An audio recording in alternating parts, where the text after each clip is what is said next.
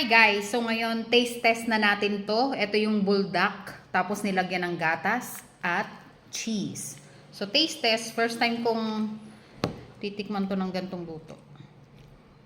Bete Avon!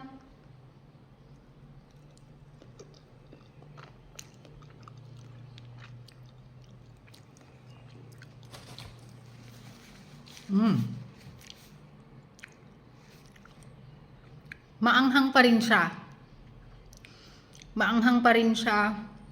Dapat pala, kung ayaw mo na masyadong maanghang, huwag mong ubusin yung sachet ng sauce.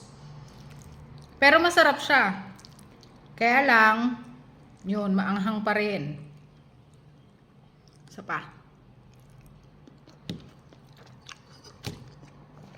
Pero masarap. Try kong sabayan ito. Seaweed.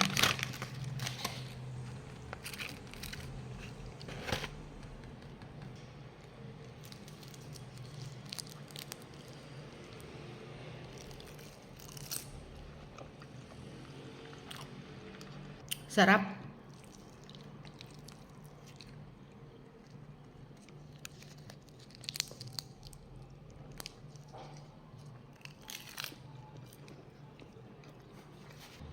Maanghang pa rin siya, pero creamy na siya. Mas masarap siya.